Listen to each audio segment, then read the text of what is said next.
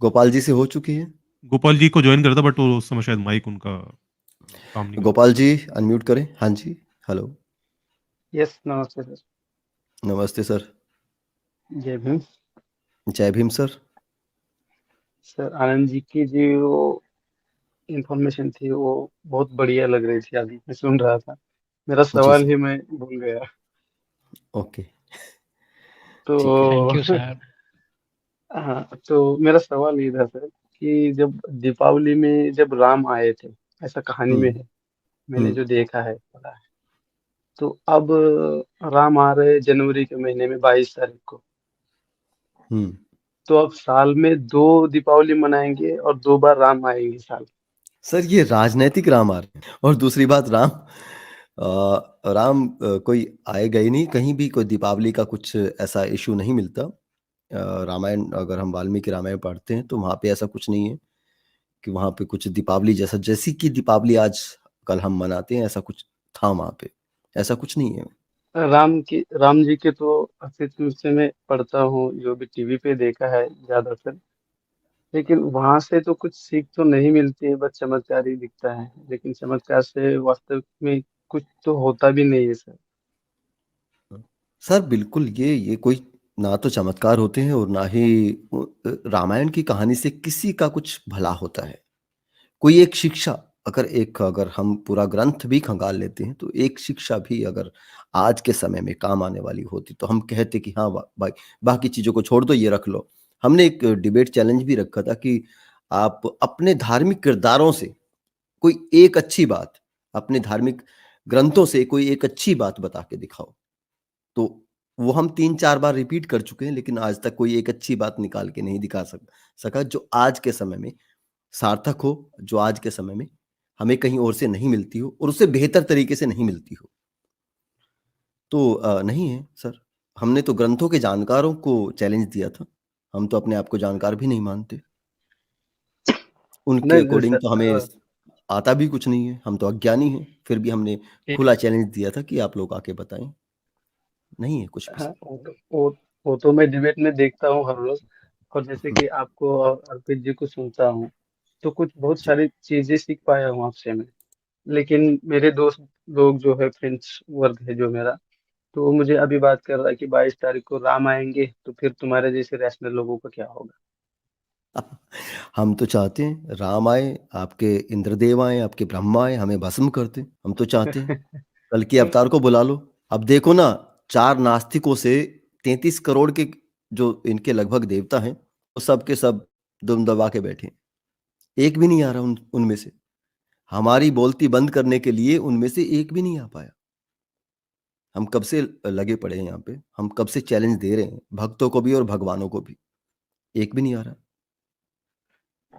Human होते sir, तो आते ना सर। जी। मेरा एक सवाल था सर।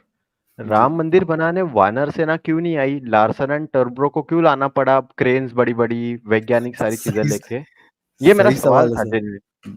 बहुत सही सवाल है सर। मतलब अच्छा, सेतु वो बना वहां सकते हैं तो मंदिर। वहां के मजदूर बोल रहे हैं कि हम बंदर हैं। हाँ तो सर आवाज आ रही? जी। सर वो सौरभ सर का जवाब देना था सर। जी। जो लारेंस टर्बो सर ना, वो सर बंदरों ने तो बनाया है। लार्सन। हाँ, वो sorry, Larsen and LNT. Turbo. तो वो सर बंदरों ने तो बनाया है। हम्म। अच्छा अच्छा, ह्यूमन सर, एक बात पूछना था। जी। श्रीलंका से अयोध्या आने में सर कितने महीने लगेंगे, वहां से यहाँ तक? पैदल सर। हाँ पैदल ही सर, और कैसे? नहीं पैदल नहीं सर, पुष्पक विमान से।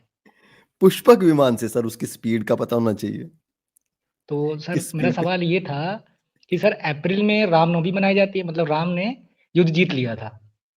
और दिवाली सर अक्टूबर के आसपास मनाते हैं, जबकि राम वहां से पुष्पक विमान से आए थे, पैदल नहीं आए। सर इतना समय लगता है पुष्पक विमान से श्रीलंका से अयोध्या आने में? सर उस पुष्पक विमान में गधे जुड़े हुए थे, और और गधों गधों की को स्पीड, खाना पानी चाहिए।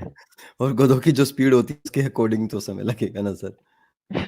सर अप्रैल से अक्टूबर या नवंबर सर कितना हो गया?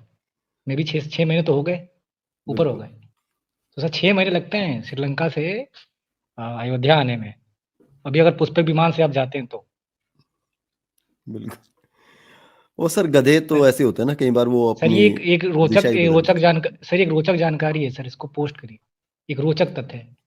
बिल्कुल सर, बिल्कुल। ओके गोपाल जी, और कोई बात?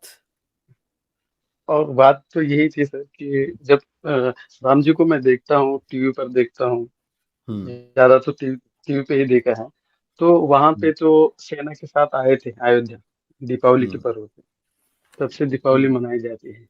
लेकिन इस बार तो अपने प्रधानमंत्री जो मोदी जी है वो ही लेके आ रहे हैं प्रभु श्री राम को। और वो एक दूसरी बात है सर कि यहाँ पे जो हिंदू धर्म के जो गुरु वर्ग है, जो शंकराचार्य हैं, तो वो बोलते हैं कि मंदिर ही कंप्लीट नहीं है तो फिर उसमें मूर्ति हुँ, में प्राण प्रतिष्ठा कैसे हो जाएगी। तो जी। फिर ये जो विरोधाभास है, इसका सोल्यूशन कैसे किया जाए एक हिंदू होने के नाते। एक आप हिंदू हिंदू के नाते पूछ रहे हैं? या जो आपने यस, तस्वीर लगा रखी है उस नाते पूछ रहे हैं? नहीं, एक हिंदू के नाते पूछ रहा हूँ, ये तस्वीर ऐसी लगाई है हिंदू के कि नाते मुझे भी सब कुछ आप जानकारी है। ओके, हिंदू के नाते हाँ भी आप लोगों को इतनी समझ तो होनी चाहिए कि आप लोगों को हाँ, ठगा जा रहा है। वो तो हाँ, है सर, ये तो हाँ, समझ में और आता है मेरे, लेकिन आप लोगों का मेरे जो ऐसा गाँठा फ्रेंड्स जा रहा है लोग ना, हैं। जिस तरह से हाँ हाँ मतलब आज तक नहीं गढ़ा गया। मतलब इतनी बुरी हाँ तरह से, हाँ हाँ। मतलब एक व्यक्ति अपने आप को ही अवतार घोषित कर रहा है और वो कहता है कि मैं राम को लेके आऊँगा। राम आपके आराध्य हैं, आपके भगवान हैं, आप लोग बेवकूफ़ हैं, आप लेकिन लोग लेकिन मूर्ख हैं। अभी जो, सर आपको थोड़ा सा रोकना चाहूंगा, लेकिन अभी जो मैंने व्हाट्सएप पे इमेज देखी है राम जी की, तो हुँ। उसमें अंतिम अंतिम नंबर से 2 के ऊपर बुद्ध की प्रतिमा लगाई है वहां पे अवतारों में। ये क्या ये सच है सर? नहीं, बिल्कुल झूठ है, बकवास चीज़ है। जब बुद्ध अवतारों में खुद ही नहीं बाँधते थे, उन्होंने कोई अवतार की हम्म उन्होंने कोई ईश्वर की बात ही नहीं की और उनको असल में क्या होता है, पहले होता है चरित्र हनन करने की कोशिश की जाती है। ये आपको उदाहरण मिल जाएँगे बुद्ध से लेकर आपको रैदास, कबीर और बाबा साहब तक भी मिल जाएँगे। हम्म और हम्म उसके बाद हम्म की जाती है चरित्र परिवर्तन की कोशिश। जब आप हनन नहीं कर सकते, धरती फाड़ के चीज़ें बाहर आती हैं और सबूत के तौर पर चीज़ें ऐसी होती हैं कि उन्हें झुठलाया नहीं जा सकता, तो फिर उनके पास कुछ चीज़ें नहीं बचती। उनके उसके बाद वो चरित्र हनन की कोशिश करते हैं। सबसे पहले परिवर्तन की कोशिश करते हैं, बदलने की कोशिश करते हैं, उसके बाद चरित्र हनन की कोशिश करते हैं। ये चल रहा है समाज के अंदर। असल में बुद्ध को, रैदास को और बाबा साहब को इन्होंने हज़म करने की कोशिश की लेकिन नहीं, पचा नहीं सकते। कैसे पचाएँगे? वास्तविकता को आप हज़म नहीं कर सकते और वास्तविकता ऐसी जो आपकी आइडियोलॉजी को पूरी की पूरी ध्वस्त कर सकती है। अवतार बनाने की कोशिश की, ब्राह्मण बनाने की कोशिश की, पूर्व जन्म के ब्राह्मण घोषित करने की कोशिश की, नहीं कर पाए। मैं भी सर, मेरे दोस्त लोग जो है मैं उनको समझाने की कोशिश करता हूँ कि देखो भाई कि ज्योतिराव फुले और सावित्रीबाई फुले ने आपको शिक्षा का स्तर कैसा होना चाहिए इसका एक उदाहरण पेश किया है। मुझे राम से कोई तकलीफ नहीं है या फिर कृष्ण से भी नहीं है, लेकिन जो इन्होंने कहा है इसको थोड़ा सा समझ तो लो। तो वो बोलते हैं कि इनसे पहले भी राम है। देखिए, ये भी ना एक बहुत बड़ा भ्रम फैलाया जाता है कि जब आप अपने राम को डिफेंड नहीं कर सकते, तो फिर आप परमात्मा की बात करने लग जाते हो, कि हम परमात्मा को राम कहते हैं। असल में दिक्कत कहाँ पे है कि इन्हें अपने जो गॉड्स हैं, अपने अ, जो इनका धंधे का जो सिस्टम है, उसको बनाए रखना सबसे पहली प्रायोरिटी होती है और उसके लिए साम, दाम, दंड, भेद कुछ भी नीति अपनानी पड़े, वो ये लोग अपनाते हैं। वास्तविकता ये है कि हम कुल मिलाकर एक सवाल पूछते हैं, आपके जितने भी गॉड्स हुए हैं, आपके जितने भी भगवान हैं, चाहे वो किसी भी तरह के, हमारा सिंपल सा और बहुत मासूम सवाल है। आज भी हमने बहुत मासूम सवाल और बहुत सिंपल में रखा है कि इस देश की बहुसंख्यक जनता जो कि 85% है, जिस जो कि हम कह सकते हैं कि इस देश का बहुत बड़ी आबादी का बहुत बड़ा हिस्सा है। उनके लिए आपके भगवानों ने आज तक के जितने भी आपके अवतार हुए, चाहे कृष्ण हो, चाहे राम हो, चाहे परशुराम हो, चाहे एवरीथिंग, जितने भी 11 अवतार, 10 अवतार, जो भी आपके हैं, उन्होंने क्या किया है? और उसके बाद हम सवाल करते हैं कि उनके भक्तों ने जो उनकी जय जयकार करते हैं, वो जो 21वीं 2 सवाल हमने किए हैं, लेकिन 2 नहीं दिया है। और ये सवाल हमने इसलिए ही रखा है ताकि लोगों को वास्तविकता समझ में आए। और जो ये लोग अपने कंधों पर अपने ही अपमान का टोकरा उठाए घूमते हैं ना, उनकी आंखें थोड़ी-सी खुले। मुझे गुस्सा, सच बताऊँ तो मुझे टुन्नियों पे गुस्सा नहीं आता। मुझे गुस्सा अपने समाज पे आता है। मैं उनको देखता हूँ, अपने आस-पास माहौल में देखता हूँ, झंडे गाड़े बैठे हैं अपने घर की छतों पर, झंडे लगाए बैठे हुए हैं लोग। दीप भी जलाएँगे, मुझे पता है। घर में सब्जी बनाने के लिए तेल ना हो, लेकिन दीप जलाएँगे ज़रूर उस दिन। इतने मूर्ख लोग हैं वो। अभी अभी मुझे देखो सर, मैं बहुत हाँ, बहुत छोटे से गांव से आता हूँ, लेकिन एक्चुअल में हमारे यहाँ दिवाली दीपावली मना रहे हैं कल से, अभी हुँ, चालू है। हुँ, तो अभी मैंने व्हाट्सएप पे कुछ स्कूलों में देखा है कि हनुमान चालीसा पढ़ाया जा रहा है। हुँ, दिक्कत हुँ, नहीं है, लेकिन वास्तविक हनुमान चालीसा से सीख क्या देना चाहते हैं इन बच्चों को? छोटे छोटे बच्चे रहते हैं, अभी पहली क्लास से 10वीं क्लास तक जो लड़के रहते हैं छोटे छोटे, वहां पे जो दिखाया जाता है कि हनुमान चालीसा है, अच्छी बात है, लेकिन वहां से सीख क्या मिल सकती है सर? कोई सीख नहीं मिलेगी सर। असल में एक माहौल बनाया जाता है और एक जो बहुत बड़ी भीड़ का एक एजेंडा होता है ना, तो फिर उसके साथ लोग जुड़ते जुड़ते चले जाते हैं। क्योंकि भीड़ में लोगों को ताकत नज़र आती है। समूह के अंदर लोगों को ताकत न सॉल्यूशन का फ़ॉल्ट है असल में। और इसलिए लोग इस भीड़ की तरफ आकर्षित होते हैं। अगर आपने वही झंडे वाली बात बता रहा हूँ कि अगर 2 घरों ने झंडे लगा लिए ना, तीसरा घर अपने आप लगा लेगा, चौथा भी अपने आप लगा लेगा, 4 को दे फिर 5वां भी अपने आप लगा लेगा। ये भीड़ के या समूह के का मनोविज्ञान है। लोग इस तरह से आकर्षित होते हैं। और जिस तरह से भव्यता प्रदान की जाती है इस पाखंड को, वो भी बहुत बड़ा काम करती है। जिस तरह से मीडिया और सोशल मीडिया लगी पड़ी है, दिन-रात गाना बनाया जा रहा है, संगीत में माहौल बनाया जा रहा है और नारे लगाए जा रहे हैं, तो ये भी आकर्षित करता है। जो काम हम कर रहे हैं या फिर जिस तरह की हम रखते हैं, वहाँ तक आने के लिए बहुत, बहुत गहरा अध्ययन भी करना पड़ता है और बहुत अ, अपने जितने भी डर होते हैं मन के अंदर के, वो निकाल के फेंकने पड़ते हैं, उनसे लड़ना पड़ता है। तो सर ये जो वो चीज़ें चल रही हैं ना, ये तो वो कमज़ोर भारत के अंदर मैं ये देखता हूँ कि भारत हम्म, के अंदर सच सच में कमज़ोर मानसिकता हम्म, के लोग बहुत ज़्यादा हैं। चाहे हम्म, उसमें मैं हाँ, समाज के लोग हों, चाहे वो ब्राह्मणवादी हों, चाहे जो मर्ज़ी हो, लेकिन कमज़ोर मानसिकता में बहुत नज़र आती है।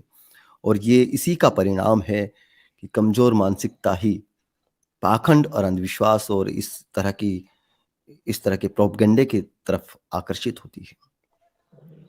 अभी अभी देखो हुमन जी, कि कल तक मुझे जो लोग बात कर रहे थे कि राम मंदिर अच्छा है, बनना चाहिए, ऐसा है वैसा है, लेकिन अभी जो मोदी जी है, जो कास्ट से बिलोंग करते हैं, तो हुँ। वो अभी अभी भी जाति प्रथा है। मैं ज्योतिराव फुले को पढ़ता हूँ तो तब भी कास्टिज्म था ही, और आज भी कास्टिज्म है ही। तो अभी एक देखने को चीज मिलती है कि शंकराचार्य जो है ये बताते हैं कि प्राण प्रतिष्ठा हो ही नहीं सकती, कि मोदी जी इस कास्ट के हैं, ये क्या करेंगे, हमें नहीं बुलाया सर एक जाता चीज़ तो वहां पे कुछ नहीं सर एक होगा, चीज़ मैं देश आपको ऐसा। क्लियर कर दूँ एक चीज़ मैं आपको क्लियर कर दूँ, यहाँ पर मोदी जी की जी जात या फिर मोदी जी के ओबीसी होने का यहाँ पे फैक्टर नहीं है। असल में मोदी जी पूरे के ब्राह्मणवादी हैं और उनको कोई अपनी जाति से या अपने समाज से कोई मतलब नहीं है। उनका अलग एजेंडा है, वो उस एजेंडे पे काम करते हैं। हर एक नेता का अपना एजेंडा होता है, वो उस एजेंडे के तहत काम करता है। ठीक है, यहाँ पर उनको अपने समाज या अपने बहुजन समाज में तो वो अपने आप को गिनते नहीं, वो अपने आप को तो देखिए वो अपने आप को देवता स्वरूप मानते हैं और उसी तरह दिखाने की कोशिश करते हैं। और जो ब्राह्मणवादी लोग हैं, वो उनके तहत उनका एजेंडा सफल होता है। तो यहाँ पर रणनीति, राजनीति और धर्म, ये उसका गठजोड़ है। तो उस तरफ से आप नहीं देख सकते कि वो ओबीसी होने की वजह से ऐसा है, या फिर शंकराचार्यों की जहाँ तक बात है, शंकराचार्यों का एक ही पक्ष होता है, वो होते हैं उनके शास्त्र।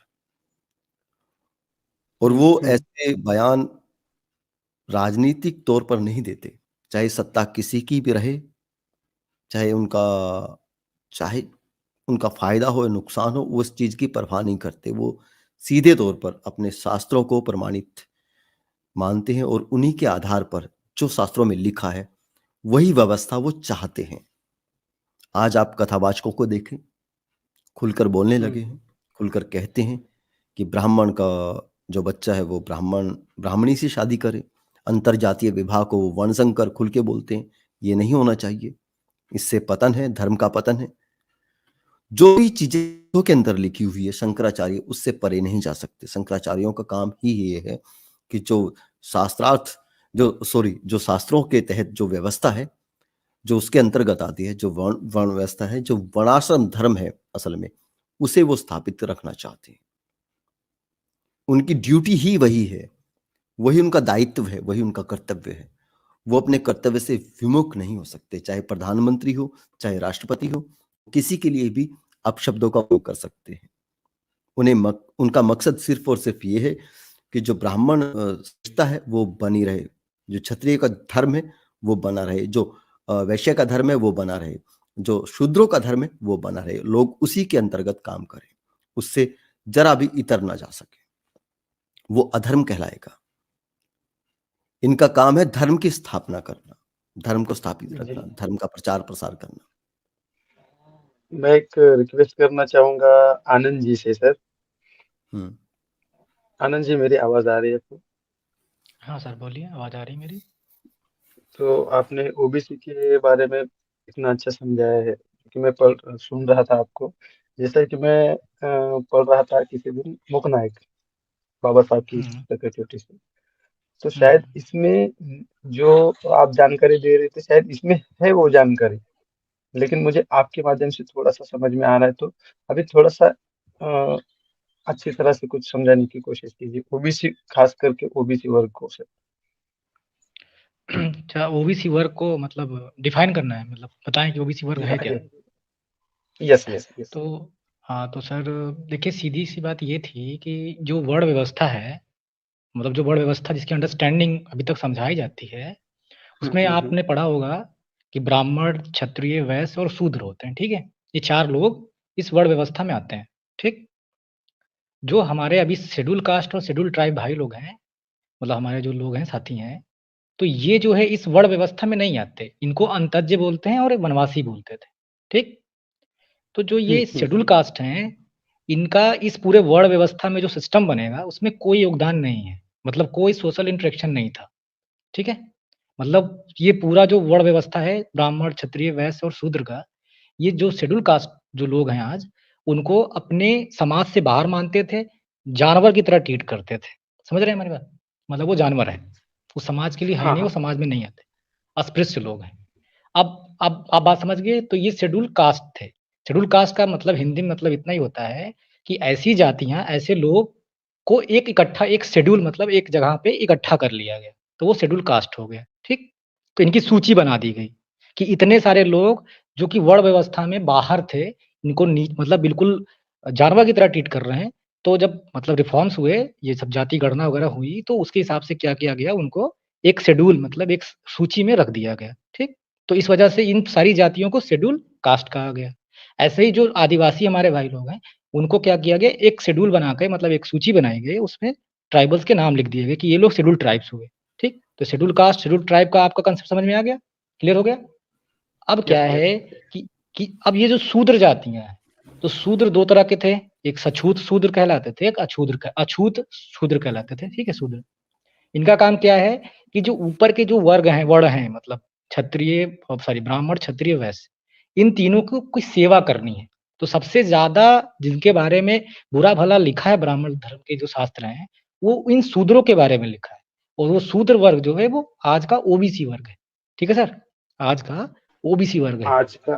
आज का ओबीसी वर्ग जो है, जो हमारा पिछड़ा वर्ग है, वो शूद्र है, ठीक है? जैसे यस। कहने का मतलब जो अलग-अलग व्यवसाय हैं, जैसे कि कपड़े धोना या फिर मतलब बाल काटना ठीक? मतलब आम जीवन का जो काम-काज है ना, खेती करना, दूध पालना मतलब भैंस पालना या फिर मतलब कुछ चीज़ें पकड़ के जंगल से ले आना, देना, ठीक? तो हुआ क्या है कि ये सभी लोग क्या करते थे, जो वैश्य समुदाय है, क्षत्रिय और ब्राह्मण है, उनको ये सर्विसेज़ प्रोवाइड कर रहे हैं, ठीक है? सुविधाएँ दे रहे हैं और उसके बदले में उनको आप मनुस्मृति पढ़ते हैं तो उसमें लिखा है कि इसको कुछ नहीं देना चाहिए, इसको धन नहीं देना है, मतलब इससे सेवा ले लो, धन नहीं देना है। तो जितनी सारी मतलब गालियाँ दी हैं, जितनी सारी मतलब अपमानजनक बातें कही हैं और व्यवहार किया गया है, तो ब्राह्मण शास्त्र में वो शूद्रों के साथ लिखा है लगातार, ठीक है? और जो ये शेड्यूल कास्ट भाई हमारे हैं, वो तो उनको जानवर माना जाता है, कीड़ा-मकोड़ा माना जाता है, वो तो समाज में रहने लायक ही नहीं, मतलब वो उनके हिसाब से, उस व्यवस्था में, ठीक है? तो सारी बात शूद्र की बात समझ में आ गई आपको, ये शूद्र हुए। तो चूँकि क्या है कि ये सारी जातियाँ इस ब्राह्मणवादी व्यवस्था के साथ लगी हुई हैं। तो जब जनगणना जातीय जनगणना हो रही थी उस समय पे, तो हुआ क्या है कि इनको मतलब एक सूची में बनाया नहीं गया, मतलब सूची में डाला नहीं जा सका क्योंकि ये जातियाँ बहुत मिक्स हैं। क्योंकि इनकी सोशल, पॉलिटिकल, इकोनॉमिकल कंडीशन कहीं पे ज़्यादा है, कहीं पे कम है, मतलब क्लियर नहीं था। तो इनको क्या किया गया, सूची में डाला ही नहीं गया। बात समझ रहे हैं हमारी? तो इस वजह से इनके बारे में स्पष्टीकरण नहीं था। तो संविधान लागू हुआ, तो प्रोविज़न दिया गया कि बाद में इनके बारे में विचार करेंगे और इनको भी रिज़र्वेशन देना चाहिए। ऐसा मतलब बाबा साहब ने रिकमेंड करके बताया, ठीक है? तो ओबीसी को रिज़र्वेशन मिलने में 1950 के बाद से 1980 लग गया, यानी 30 साल लगा। इतना मेहनत लोगों ने किया, 30 साल लगा, रिसर्च किया, सर्वे किया, मतलब 30 साल बाद अधिकार मिला इस वर्ग को। और अभी उसके बाद जब आप बाकी तो मैंने आपको कहानी सुनाई कि जैसे ही इन लोगों को अधिकार दिया गया, मतलब जो शूद्र था, क्योंकि शास्त्र में लिखा है ना इसको कुछ नहीं मिलना चाहिए, तो जैसे ही देने की कोशिश की गई, तो फिर वही आपको मैंने पूरी कहानी पीछे बता दी, बस हो गया बात। समझ रहे हैं? और वो जो बंदर भालू है ना, जो ये राम का जो पुल बनाएंगे ना बंदर भालू, दरअसल ये यही लोग हैं, ओबीसी जो ह्यूमन सर बोल रहे हैं ना, कि जैसे कहने का मतलब सबके घर में मूर्ति मंदिर में दिए जलेंगे, मतलब सब कुछ करेंगे, मतलब पूजा पाठ करेंगे, लेकिन उसी शूद्र वर्ग, मतलब शूद्र मैं ऐसे स्पष्ट बोल रहा हूँ, जब अपने आप को शूद्र समझोगे तभी तो समझ में आएगा ना। ओबीसी कहते तो अच्छा लगता है, प्यारा लगता है, तो जो यही शूद्र वर्ग है ना ओबीसी, वो क्या कर रहा है, इसी मंदिर को, जिस मंदिर ने उसके हक अधिकार को मतलब वो समझ ना सके, हकमारी कर ली, उसी की पूजा कर रहा है, ठीक है? और उसका बच्चा मतलब ऐसा तो है नहीं, अब उसका उत्थान हो गया ना आर्थिक रूप से, पढ़ लिख रहा है, नौकरी की डिमांड कर रहा है, आके धरने दे रहा है, क्योंकि उसको पता है कि नौकरी रिजर्वेशन से मिलेगी, हकमारी उसकी की जा रही है, अभी की जा रही है ना ओबीसी की, उसको उसके बारे में कोई ख्याल नहीं है, उसके फैमिली को नहीं ख्याल है, समाज को नहीं ख्याल है। समझ रहे हैं सर? गोपाल जी, ओके, मुझे लगता है कि आपको आपके सवालों का जवाब मिल गया होगा और आगे आप चल रहे हैं तो आप और भी जो क्लियर हो जाएंगी कुछ चीजें जो भी हैं, क्योंकि कुछ कमेंट वीर हैं, उन्हें लेना जरूरी है। नहीं, आपके माध्यम से थोड़ा सा पढ़ने के लिए भी सीख रहा हूँ, मैं थोड़ा पढ़ूंगा और ऐसे ही जानकारी लेता रहूँ, क्योंकि कुछ निजी सवाल थे इसलिए मैं लाइव स्ट्रीम में आया था सर। नहीं थैंक यू नहीं नहीं, आते रहे। ओके, शुक्रिया। सर।